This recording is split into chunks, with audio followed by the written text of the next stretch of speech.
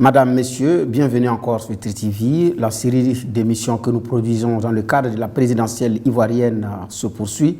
Cette fois-ci, nous avons installé caméra et micro sous l'apatam de M. Pascal Afi Nguessan, président du FPI, mais également candidat à la présidentielle d'octobre prochain. Avec lui, il sera question de son contrat social, lui qui a été candidat en 2015 et qui a terminé deuxième dans la course. Cette année, c'est dans un climat tendu sur fond de contestation du président Alassane Ouattara qui brigue un troisième mandat que les choses se tiennent. Il vient de rallier les rangs des frondeurs en lançant également l'appel à la désobéissance civile, un appel lancé par le président du PDCI-RDA, Henri Konan Bédié. Comment est-ce que cet appel à la désobéissance civile va se faire? Quelles sont les chances que cela puisse aboutir?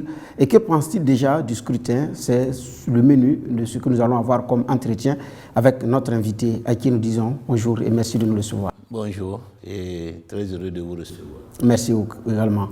Alors, nous allons commencer cette émission. En 2015, vous avez terminé deuxième. Cette année, vous êtes encore candidat contre Alassane Ouattara, en plus de Kouadio Konan Bertin, qui a également été candidat en 2015. Cette fois-ci, il y a un nouveau challenger, Henri Konan Bédié. Cela ne réduit pas vos chances pour la présidentielle? Aucunement. Aucunement. Nous avons notre électorat. Nous avons un projet politique qui est un projet socialiste, qui est donc différent du projet de tous les autres candidats qui sont en liste, qui sont tous plutôt des candidats de droite. Ensuite, nous avons une expérience politique. Nos compatriotes nous connaissent. Depuis plus de 30 ans, nous sommes dans l'arène politique en Côte d'Ivoire. Nous avons mené de grands combats pour les libertés et pour la démocratie.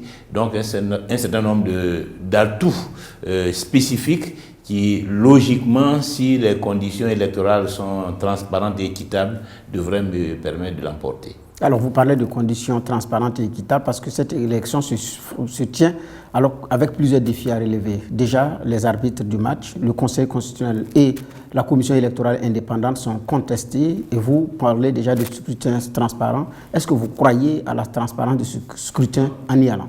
Non, nous n'y croyons pas. C'est d'ailleurs pour cela que nous nous battons à l'heure actuelle, en dépit du fait que le Conseil constitutionnel nous a déclarés éligibles à l'élection présidentielle.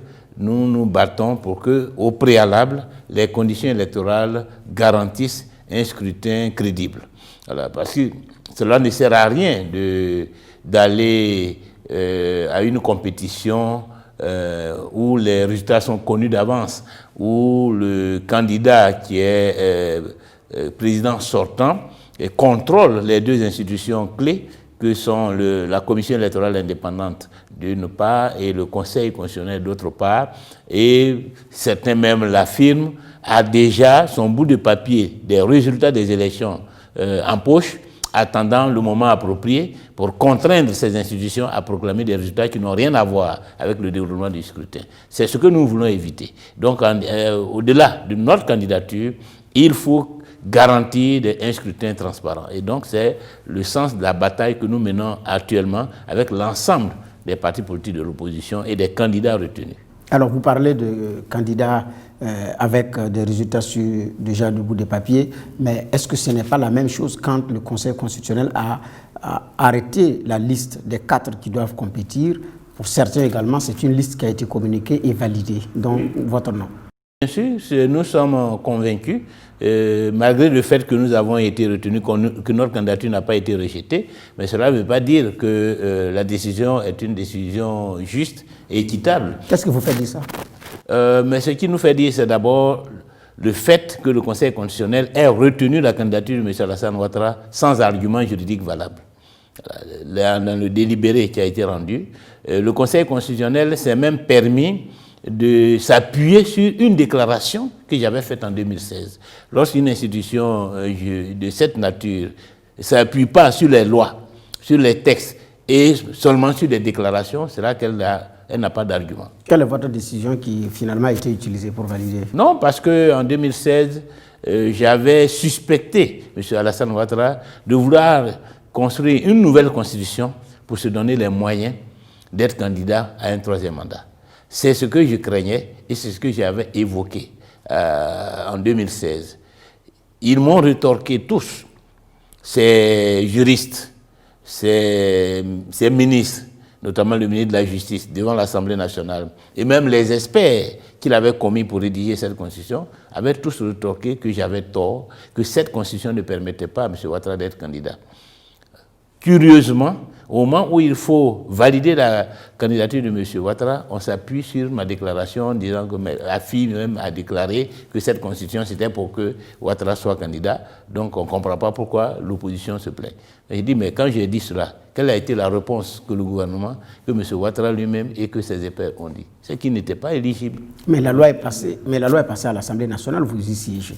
Oui, la constitution, oui, c'est au référendum. Mais nous l'avons boycotté. Nous l'avons combattu dans la rue, nous avons organisé des manifestations pour combattre cette constitution. En dépit de cela, elle a été soumise au référendum et avec une très faible participation, cette constitution a été adoptée. Donc ce n'est pas une constitution qui reflète la volonté du peuple de Côte d'Ivoire. C'est une constitution qui a été taillée sur mesure et qui a été imposée au pays.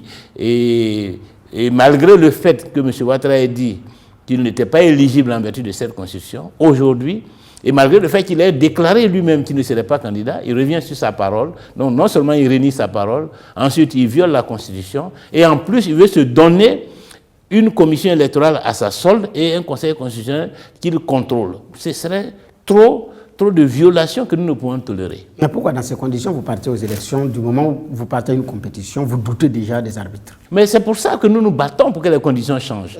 Parce que c'est notre droit, en tant que citoyen ivoirien, de compétir lorsqu'il s'agit de choisir un président de la République, de faire acte de candidature et d'ambitionner de gouverner ce pays. C'est un droit inaliénable. C'est un droit qu'on ne peut nous contester. Mais personne ne peut nous contraindre à aller dans une élection truquée.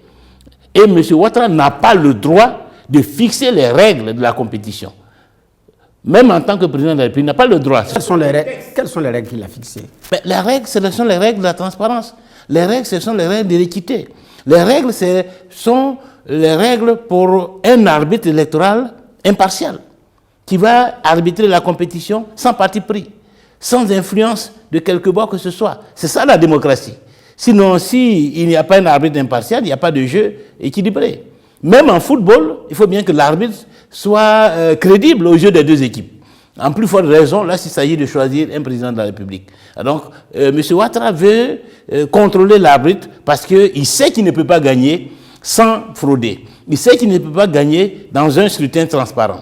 Voilà. Donc, il s'accroche aux arbitres parce qu'il veut s'accrocher au pouvoir. Et c'est ce que nous refusons. Alors, vous refusez, mais avec les arbitres, qu'est-ce que vous reprochez concrètement à la Commission électorale indépendante? À l'heure actuelle, la Constitution électorale est en fait une succursale du RHDP, une section du RHDP, puisque tous les présidents des commissions électorales locales, près de 549 présidents, sont tous désignés par le RHDP. Tous les vice-présidents également. Seul le secrétaire du bureau de la commission électorale varie parce que c'est souvent un représentant de l'administration. Mais lorsqu'on sait que l'administration dépend du ministère de l'Intérieur, qui est dirigé par un cadre du RHDP, ça veut dire que toutes les structures locales du RHDP, disons de la CEI, sont contrôlées par le RHDP. Cette situation, nous l'avons dénoncée depuis 2019. Nous avons appelé à ce que les choses changent. La Cour africaine des droits de l'homme et des peuples nous a donné raison puisqu'elle a rendu un arrêt faisant injonction au gouvernement de revoir la composition des commissions électorales indépendantes et même de regarder les conditions dans lesquelles les représentants de l'opposition et de la société civile ont été désignés en ce qui concerne la commission centrale. Sur ces deux dimensions, le gouvernement s'est obstiné et a ignoré superbement cet arrêt de la Cour africaine des droits de l'homme. Ça veut dire que ce gouvernement travaille en toute illégalité, au mépris des lois de la République, au mépris même des arrêts des juridictions internationales, et nous ne pouvons pas l'accompagner dans cette volonté de fraude et de caporalisation des institutions. Alors donc, mais votre combat aujourd'hui, c'est que cette commission électorale soit effectivement améliorée. Quels sont... Y compris le Conseil constitutionnel. Mais quels sont les éléments que vous voulez que la CEI puisse intégrer pour garantir sa crédibilité? Une commission électorale équilibrée. Et dont on peut, je dirais, en qui on peut avoir confiance. La question des élections est une question de confiance. Il faut qu'on ait confiance en l'arbitre. Et pour qu'on ait confiance en l'arbitre, il faut que sa composition ne soit pas dominée par un des acteurs. Que nous ayons la garantie qu'il sera en dehors de l'influence aussi bien du gouvernement, de l'opposition que de la société civile. Pour cela, il faut une composition équilibrée, il faut des règles de fonctionnement qui garantissent la transparence et l'impartialité. Et le Conseil constitutionnel? Mais c'est la même chose. Le Conseil constitutionnel, c'est la même chose. Nous ne voulons pas d'un Conseil constitutionnel à la solde du gouvernement, auquel le chef de l'État va transmettre une note sur le résultat des élections, et puis qui va ignorer ce qui s'est passé dans les urnes pour proclamer un résultat qui n'a aucun lien avec le déroulement du scrutin. Et si à la date du 31 octobre, les choses ne changent pas et restent en l'état, c'est-à-dire les deux arbitres, rien n'a changé, est-ce que vous serez toujours... Ça veut dire qu'il n'y a pas d'élection. Voilà. Si d'ici le 31 octobre, il n'y a pas de changement, ça veut dire que les élections sont reportées. Vous allez abandonner la compétition? Non, mais si les élections sont reportées, on se bat pour que les conditions soient réunies et pour qu'on arrive tous aux élections. Vous battez pour un report, vous battez pour une amélioration comme on appelle ça, du scrutin? Oui. Ouais. Pardon? Vous battez pour un report aujourd'hui ou vous battez pour la réforme de... Pour que les conditions électorales changent. Évidemment, la date des élections dépend du résultat de cette bataille. Voilà. Dépend de la célérité avec laquelle le gouvernement va faire les aménagements, les amendements, les réformes pour que les conditions électorales soient équitables. Alors, avant de parler de la désobéissance civile, vous avez dit « Je ne serai pas le candidat d'un scrutin tronqué, un candidat factice ».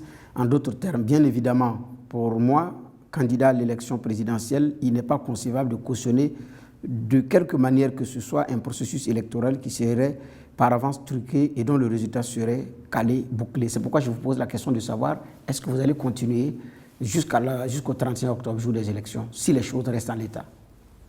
Si les choses restent en l'état, ça veut dire que l'élection a été reportée. Comment ça? Mais forcément, puisque nous n'allons pas permettre qu'une élection se tienne sans nous. Nous n'allons pas permettre qu'une élection se tienne sans nous dans des conditions fixées par un candidat. Ce n'est pas normal. Et notre droit de participer aux élections, et notre droit de nous présenter devant les Ivoiriens, où est-ce qu'on le range? Voilà. Donc nous sommes tous dans les élections, ou alors nous nous battons pour que les conditions soient réunies tant que nous ne sommes pas mis d'accord. Et vous projetez que le jour du scrutin, il n'y a pas d'élection? Mais il n'y aura pas d'élection. Comment est-ce que ça va se passer? Ah ben ça se passera dans les conditions qui seront déterminées par la bataille que nous allons mener. D'accord, vous avez effectivement la bataille que vous avez menée parce que vous avez rejoint l'appel de l'opposition pour la désobéissance civile. Vous avez dit à vos militants de se tenir prêts pour les mots d'ordre à venir. Pourquoi dès les premières heures, vous n'avez pas rejoint ceux qui ont appelé? Mais si je les ai rejoints dès les premières heures. Non, mais puisque à l'appel vous ne pouvez pas. À l'appel de M. Bédier, vous n'étiez pas présent ce jour-là. Si j'étais présent, j'ai rencontré M. Bédier 2 jours avant. Mais ce n'est pas parce que j'étais absent de la réunion que c'est un événement. Ce n'est pas un événement du tout. Vous dites que vous l'avez rencontré 2 jours avant? Oui, 2 jours avant, j'ai rencontré M. Bédier le vendredi. Et il y a une réunion qui s'est tenue vendredi après-midi, une autre réunion dimanche. Mais je ne suis pas obligé d'être à toutes les réunions. Ce qui est important, c'est savoir est-ce que je suis dans le combat ou pas. Et je vous dis que nous sommes ensemble dans ce combat. Et j'ai rencontré M. Bédier mardi dernier, après, et je vais continuer de le rencontrer. Comme je rencontre aussi d'autres acteurs. M. Mabry, nous avons eu déjà 2 rencontres pour harmoniser nos positions, pour échanger sur la bataille à mener. Vous savez, nous ne sommes pas dans une plateforme ancienne pour dire qu'elle dispose déjà de mécanismes de fonctionnement. Nous sommes en train de nous organiser. Donc, ce qui est important, c'est la volonté des uns et des autres d'aller dans cette plateforme et de se battre pour les conditions électorales justes. Et aujourd'hui, cette volonté est unanime. Ce projet est partagé par l'ensemble des forces politiques de l'opposition. Donc, je crois que c'est le plus important. Vous avez fait un choix stratégique avant le déclenchement des hostilités pour vous ménager une porte, parce que si vous restez dans cette posture jusqu'à ce que les hostilités se dégagent, vous allez rester sur le carreau, ça va jouer sur votre légitimité. Est-ce que c'est un choix de raison véritablement de rejoindre l'appel à l'opposition, ou c'est une question de survie? Non, c'est une question de transparence des élections. Je suis candidat à une compétition. Les règles ne sont pas acceptables. Et j'observe que d'autres candidats partagent cette appréciation et se mobilisent pour faire changer les choses. Donc, naturellement, je suis avec ceux qui partagent cela, parce que c'est une bataille commune. Nous ne pourrons mieux faire valoir nos arguments devant les Ivoiriens que si les conditions électorales sont acceptables et transparentes.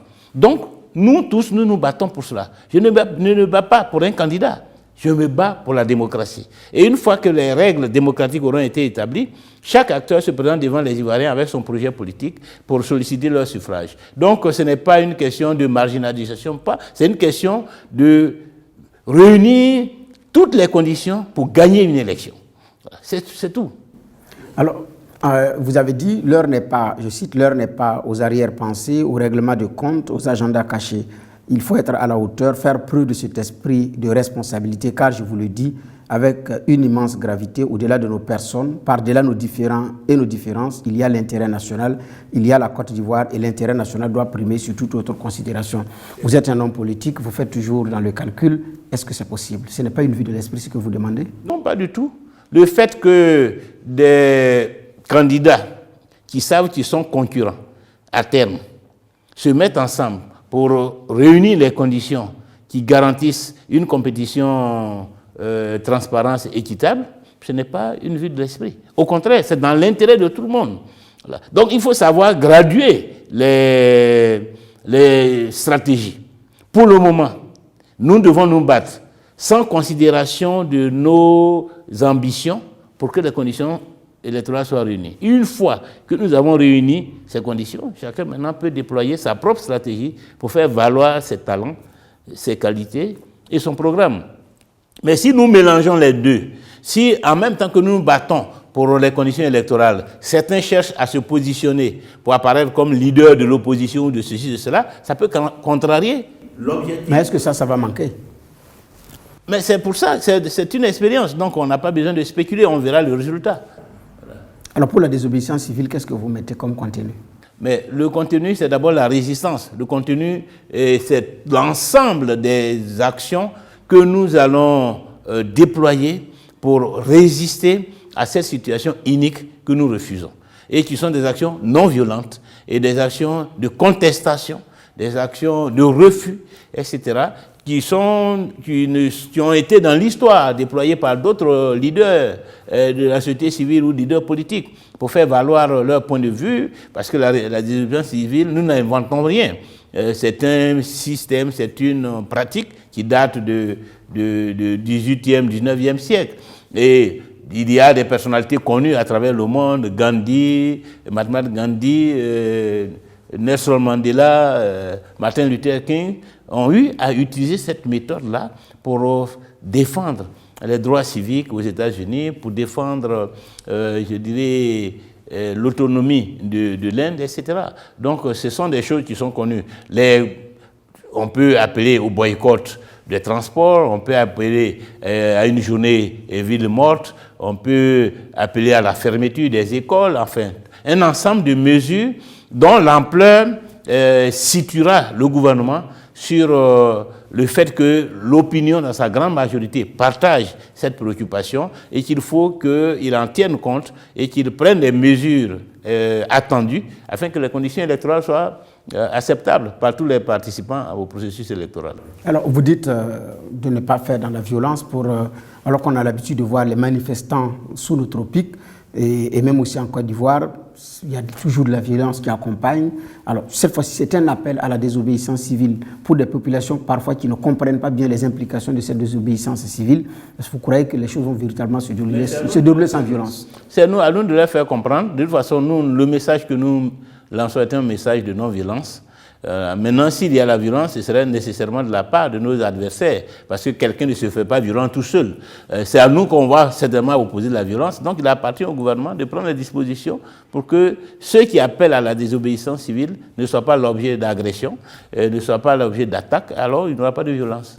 Justement, puisque depuis l'appel, il n'y a pas de contenu concret qui a été donné pour engager les actions, et donc les uns les autres n'arrivent pas à comprendre. C'est comme si ce n'est pas suivi. Est-ce que ça va l'être? Est-ce que ça va être effectif? Oui, le contenu sera défini.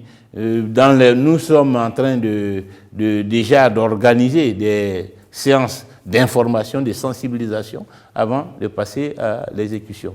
Donc je crois que l'opinion doit prendre patience. Dans tous les cas, la désobéissance civile aura lieu. Alors, lors de cet appel-là, Mamadou Coulibaly a dit pas de violence, pas de casse, pas de tuerie, mais finalement, il y a eu des violences sur la voie publique, même après cet appel. Non, pas encore, puisque l'appel, nous n'avons pas encore lancé de message, nous, en ce qui concerne la désobéissance civile. Il y a eu des manifestations après l'annonce de la candidature de M. Ouattara, mais ça, ce serait dans un autre cadre. Ça n'a rien à voir avec le mot d'ordre que nous allons lancer très prochainement. Madame, Monsieur, notre émission se poursuit avec M. Pascal Laffi-N'Guessan, président du FPI, candidat à la présidentielle prochaine en Côte d'Ivoire. Donc une série d'émissions qui se déroulent dans le cadre de cette campagne présidentielle. Cette émission se poursuit. Alors vous êtes candidat, avec quel contrat social pour les Ivoiriens? Le contrat que nous voulons conclure avec nos compatriotes, c'est la renaissance d'une nation pour la grandeur d'un peuple. Donc notre projet est bâti autour de la renaissance de la Côte d'Ivoire. Après près de 30 ans de crise de différentes natures, depuis la mort du président Houphouët-Boigny, paix à son âme, la Côte d'Ivoire n'a pas connu la paix, la stabilité. Et dans ce contexte de désordre, le pays a reculé gravement dans tous les domaines. Le pays est divisé. Les Ivoiriens se regardent en chien de faïence, l'école est sinistrée, le système sanitaire aussi, notre classement dans les indices de développement humain est dramatique, et donc il faut la renaissance de ce pays pour que ce peuple-là soit fier d'appartenir à un grand pays. Et donc c'est pour cela que nous avons mis notre candidature sous le signe de la renaissance. Et ce programme à 5 dimensions. La renaissance politique et institutionnelle. Il faut rebâtir les institutions. Il faut réaliser la réconciliation nationale et l'unité nationale, parce qu'on ne peut pas bâtir un grand pays dans la division. Et donc, nous allons organiser les États généraux de la République, si nous sommes portés à la tête du pays, pour que les Ivoiriens se parlent, pour que les différentes crises qui ont émaillé ces 30 ans, nous les passions en revue, nous fassions le diagnostic. Qu'est-ce qui ne va pas? Pourquoi les Ivoiriens ne réussissent pas à s'entendre? Quelles sont les institutions qu'il faut mettre en place pour soutenir le vivre ensemble? Comment organiser le développement national pour qu'aucune région, aucune ethnie ne se sente marginalisée, ne se sente victime d'injustice? Donc tout cela, c'est le contenu de la renaissance politique et institutionnelle. Et je pense que nous allons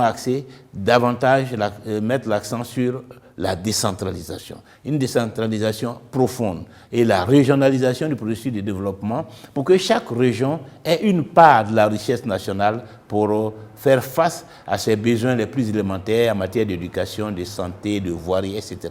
La deuxième dimension de la Renaissance, c'est le développement du capital humain.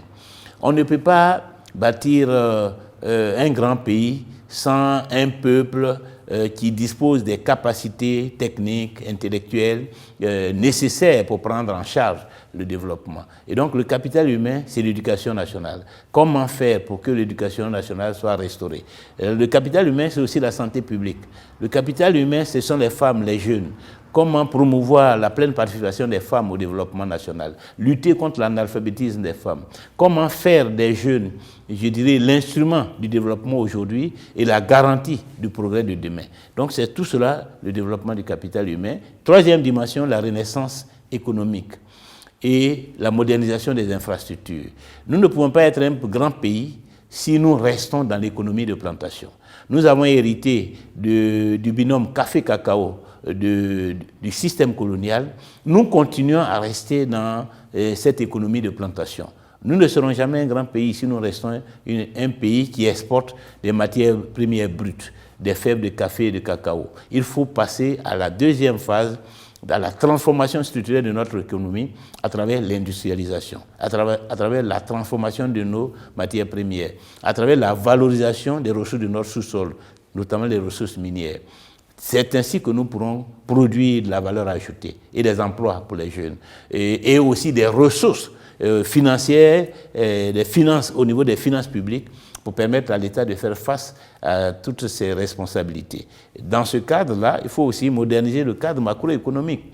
Il faut promouvoir le financement de l'économie, il faut sortir de l'économie informelle. Aujourd'hui, nous avons près de 10 millions d'actifs, mais 9 millions se trouvent dans le secteur informel, c'est-à-dire qui ne participent pas effectivement à l'économie nationale. Il faut moderniser ce secteur-là et mon objectif, c'est que d'ici 2025, de près de 90%, nous passions au moins à moins de 30% de l'économie dans le secteur informel, c'est-à-dire une façon pas de 70%.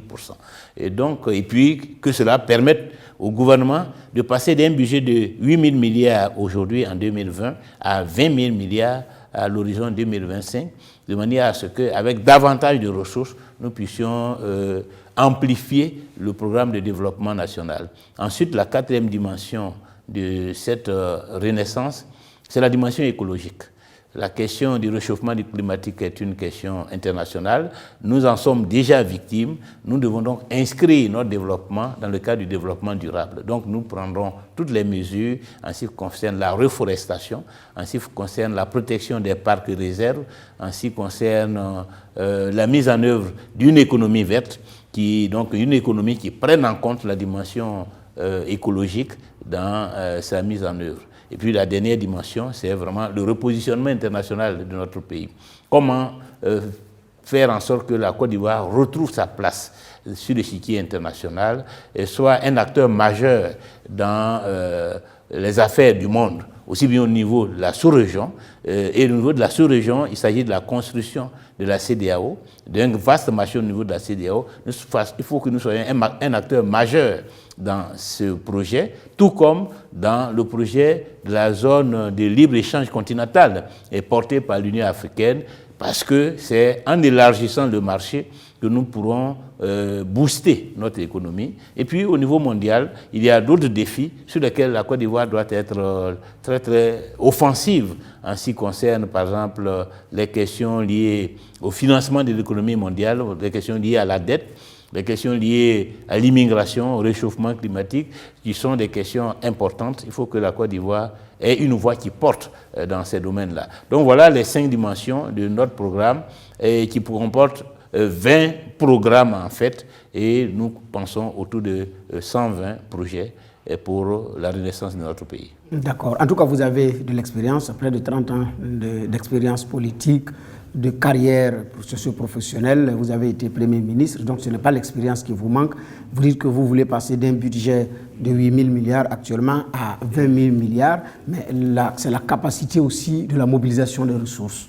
Quels sont les leviers que vous allez actionner pour pouvoir mobiliser un tel budget pour un bond en avant de la Côte d'Ivoire? Les leviers, c'est d'abord pour que l'État ait des ressources, il faut que l'économie tourne. Voilà. Donc d'abord, la maîtrise du cadre macroéconomique. Comment, disons, faire fonctionner davantage les régies financières, les impôts, comment les recouvrer davantage. Par exemple, l'impôt foncier. C'est un gisement de ressources qui est insuffisamment exploité. Il faut donc améliorer le recouvrement des ressources. Il faut maîtriser les dépenses. Il faut faire en sorte que l'État soit moins dépensier et que le train de vie de l'État soit réduit. Voilà. Ensuite, il faut mettre en place des mécanismes pour financer les activités économiques. Nous comptons mettre en place un fonds souverain de 500 milliards qui va intervenir dans les secteurs prioritaires pour financer les projets économiques, aussi bien pour les jeunes que pour les opérateurs économiques. Ensuite, il faut, comme je l'ai indiqué, moderniser le secteur informel pour l'impliquer dans le processus de développement économique. Il faut réformer le cadre juridique de certains secteurs comme les bâtiments et les TP. Il faut aussi booster le secteur tertiaire, notamment le tourisme. C'est un secteur qui peut nous procurer beaucoup de ressources, mais qui est aujourd'hui négligé, alors que la Côte d'Ivoire dispose d'un potentiel touristique important.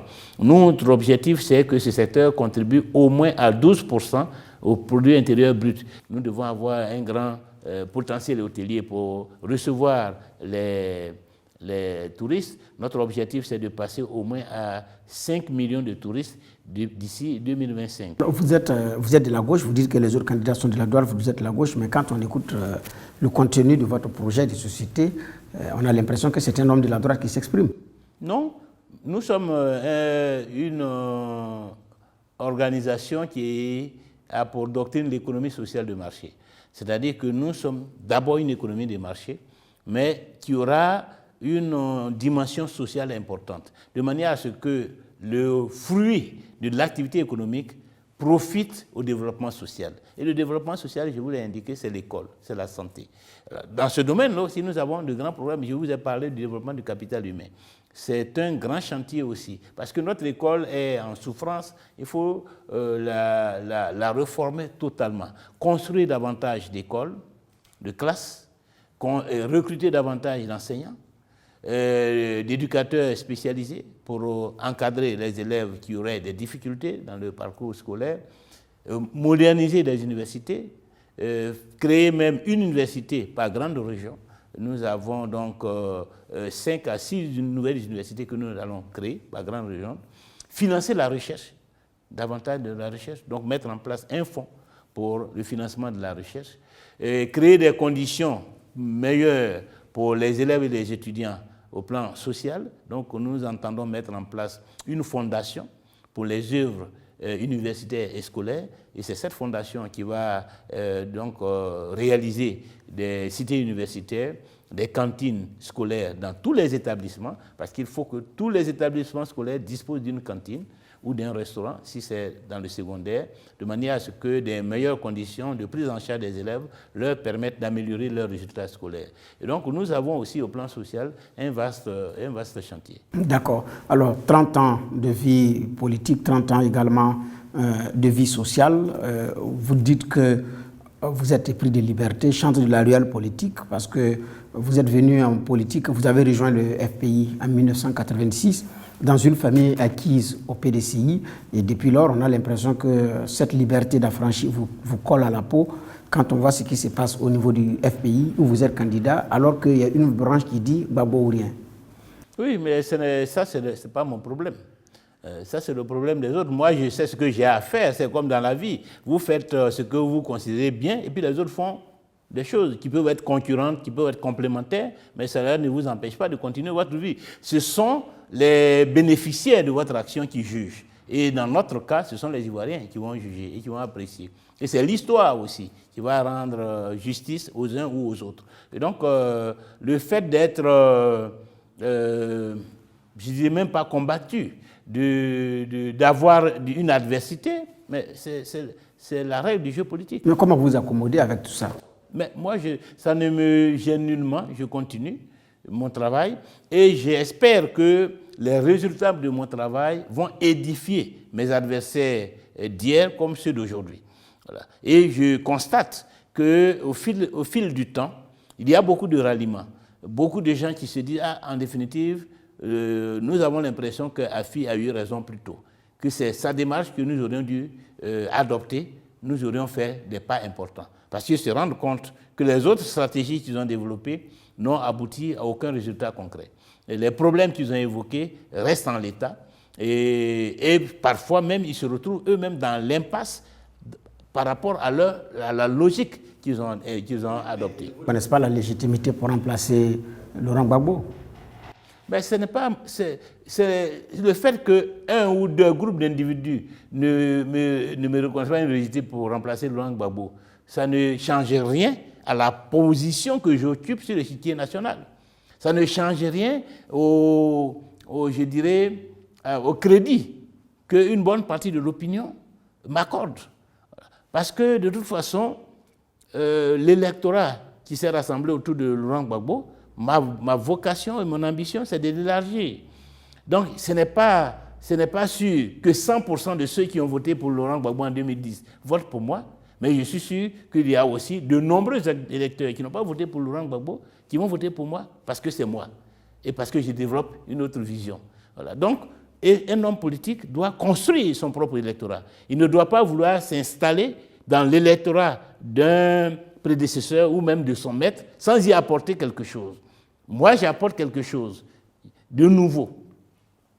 Et je dirais, par rapport au contexte actuel. Et ce que j'apporte par rapport au contexte actuel, c'est la paix, c'est l'unité nationale, c'est la fraternité entre les Ivoiriens. Et ça, certains n'en veulent pas, parce qu'ils veulent rester dans des logiques d'affrontement. Je dis non, le pays n'en a pas besoin.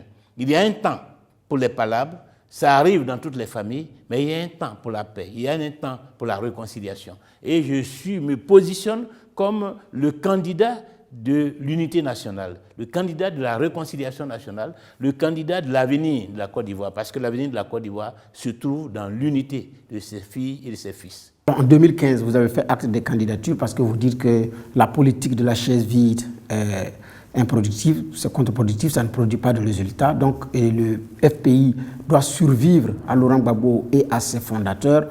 Cette année, vous êtes encore candidat au moment où Laurent Gbagbo a fait ses bagages pour entrer en Côte d'Ivoire, il ne l'est pas encore. Alors, Simon Gbagbo est également sorti. Pour certains, ça allait être effectivement à l'unisson qu'on allait avoir une candidature au FPI. Ça ne l'est pas. Est-ce que ce n'est pas aussi que la qualité de votre leadership au niveau du FPI laisse à désirer? Puisque vous n'êtes pas arrivé à... Un leadership se construit. Un leadership se construit, ce n'est pas une génération spontanée. Et je suis convaincu que d'ici les élections, comme je vous l'ai indiqué, il y aura des ralliements. Je ne garantis pas que tout ce monde-là me soutiendra, mais c'est ça aussi le processus de renouvellement. Il y en a qui ne me soutiendront pas parce qu'ils auront fini leur carrière. Parce qu'en ne me soutenant pas, ils se positionnent dans la voie de sortie du jeu politique. De sortie du jeu politique. Parce qu'aujourd'hui, il s'agit de savoir si nous rentrons dans une logique de survie ou de disparition de la scène. Voilà. Si nous restons rétrogrades, sinon dans la réaction, dans le refus de regarder les choses évoluer, dans le refus de prendre en compte les réalités nouvelles, ou bien si nous nous adaptons. Et si nous nous rassemblons autour des forces qui peuvent être considérées comme des forces d'avenir. C'est cela. Et c'est ce qui se passe dans tous les mouvements politiques, où vous arrivez à un moment donné où des leaders s'effacent, parce qu'ils n'ont pas la capacité de s'adapter, parce qu'ils restent accrochés au passé. Le président, vous avez dû pêcher dans la démarche. Peut-être que vous n'êtes pas arrivé à convaincre davantage de la nécessité du fait que le FPI doit survivre, du fait que vous devez effectivement être sur la scène, les gens ne vous croient pas, ne sont pas... Est-ce que vous avez pêché? L'incapacité à s'adapter.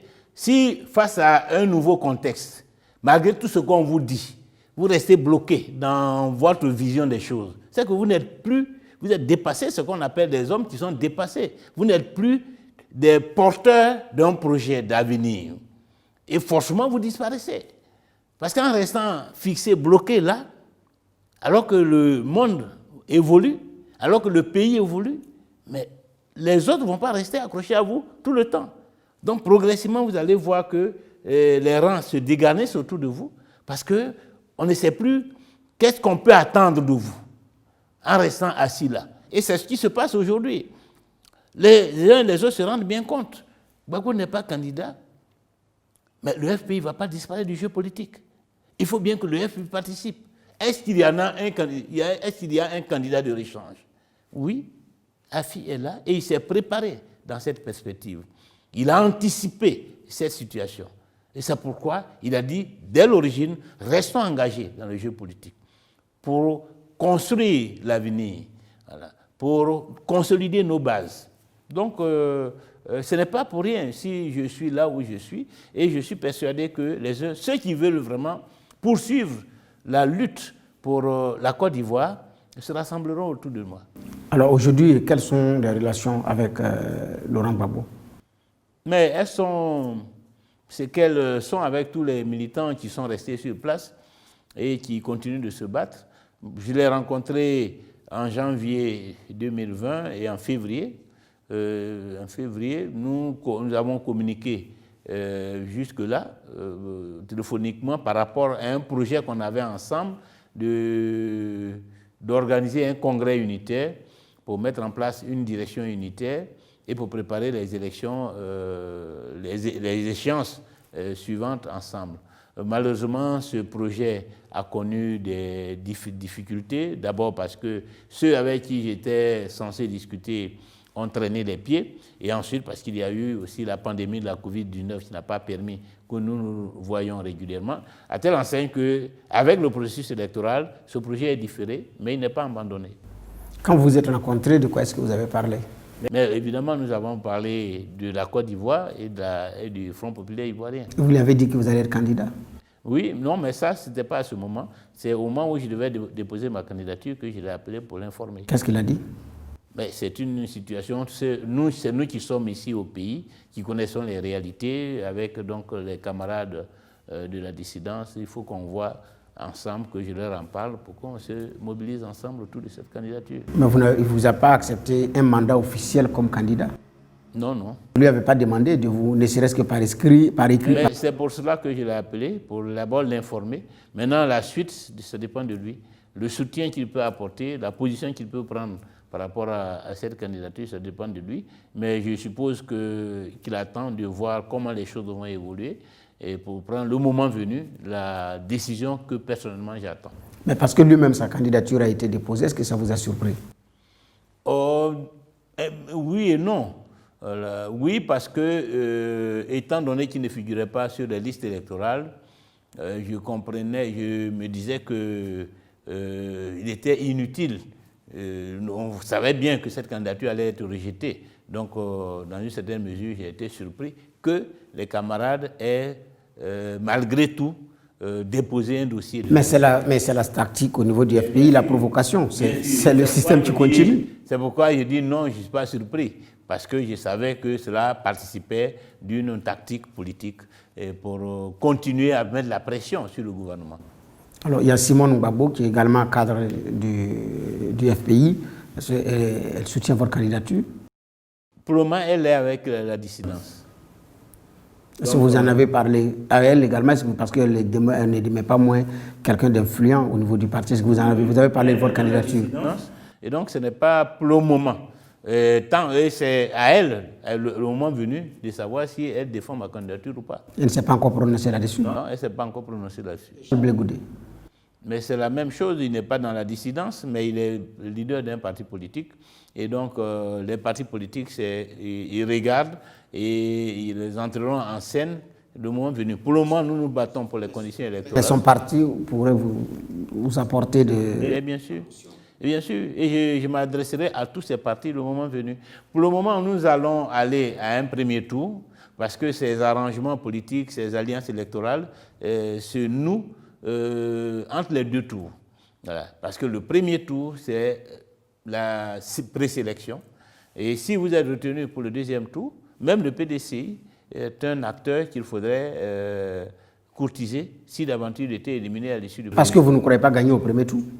Or, aujourd'hui, en Côte d'Ivoire, c'est pratiquement, je dirais pratiquement impossible qu'une seule force politique... Pourtant, le camp en face, le RHDP, clame... Non, parce qu'eux, ils pensent qu'ils vont tricher.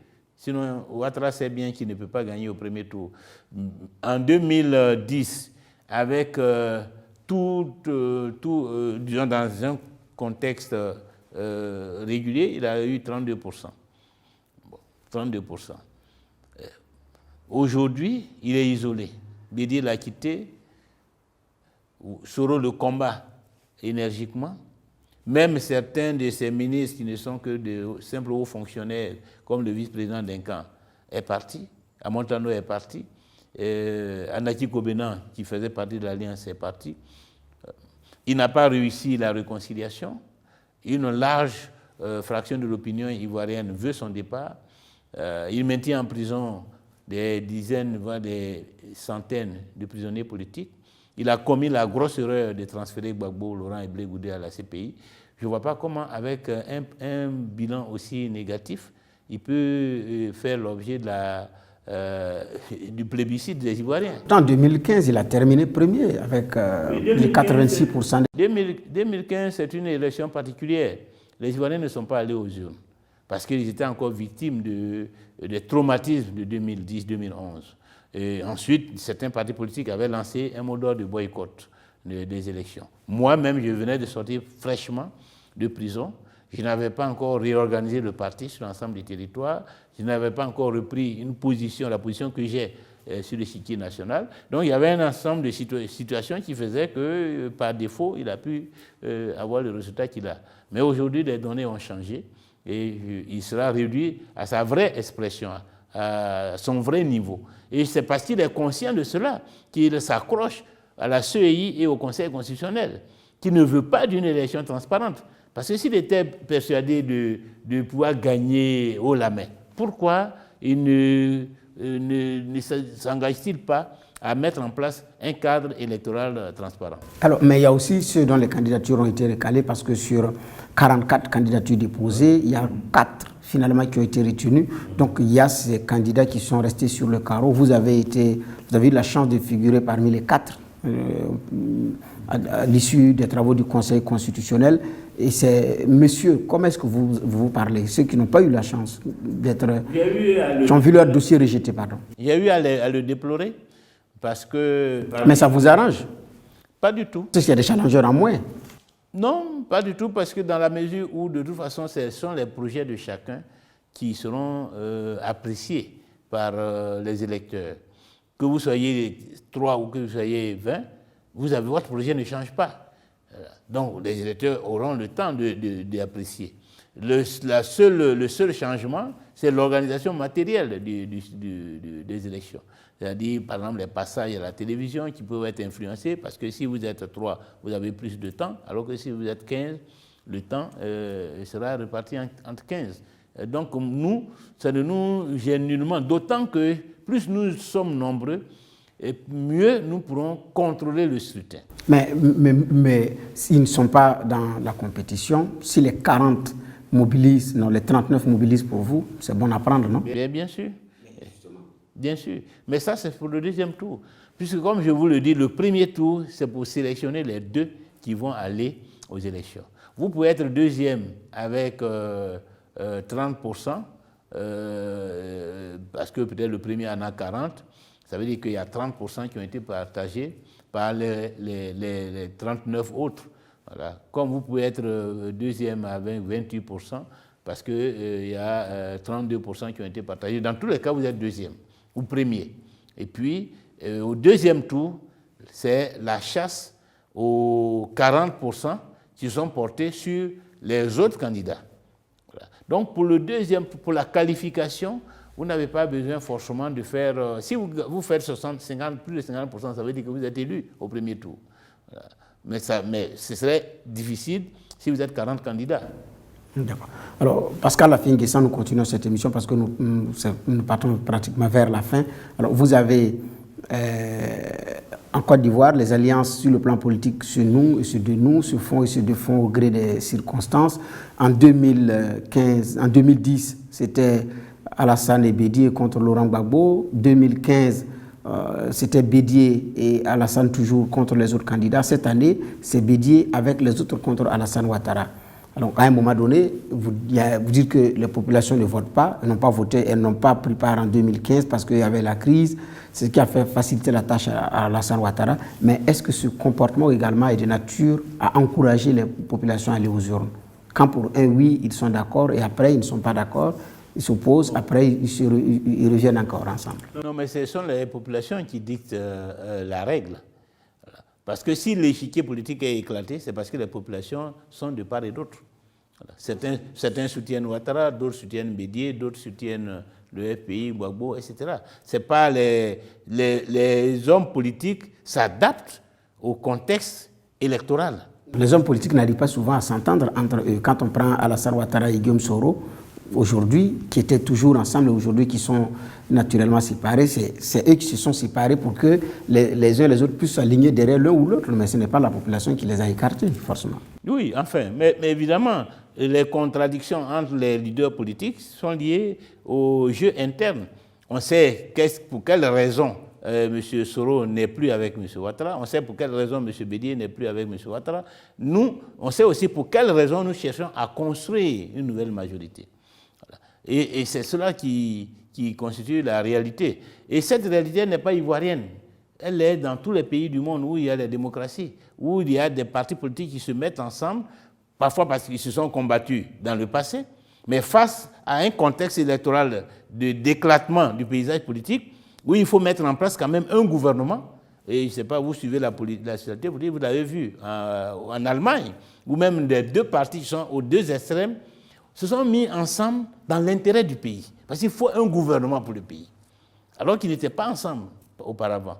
Il faut un gouvernement pour le pays. Or, si vous refusez de faire des alliances, on ne peut pas construire de majorité, parce que les électeurs sont éclatés.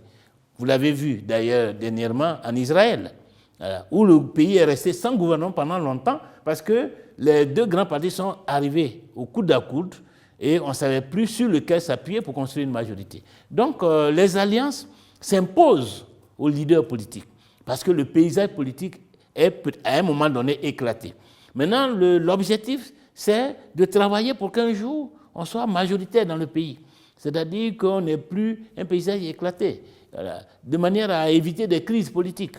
Mais tant que les électeurs, la population, n'a pas réussi à se rassembler autour de pôles politiques, on est dans des contextes où il faut toujours des alliances entre les leaders politiques, entre les partis politiques, avec le risque qu'à un moment donné, ces alliances-là volent en éclats et que d'autres alliances se reconstituent pour permettre à la politique d'avancer. Alors, dans la fronde contre Ouattara, il y a un nom, Guillaume Soro, qui a été son premier ministre, qui a été président de l'Assemblée nationale, aujourd'hui qui est de l'autre côté et qui oppose une résistance au président Alassane Ouattara.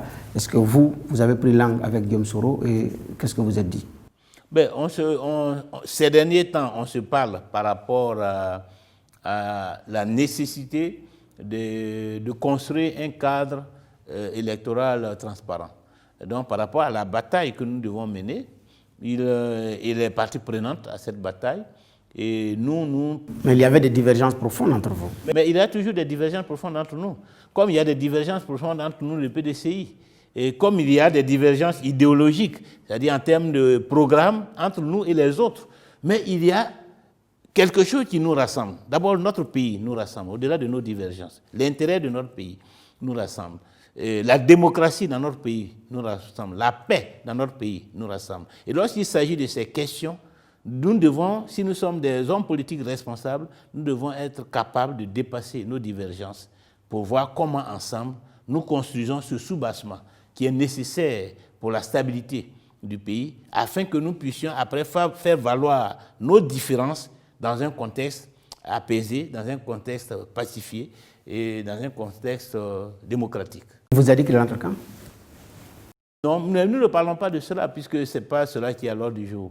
Moi, je ne suis pas membre de son parti politique et je ne partage pas ses stratégies politiques. Ce dont nous parlons, c'est, bon, il faut qu'on se batte pour que les élections à venir soient transparentes et inclusives.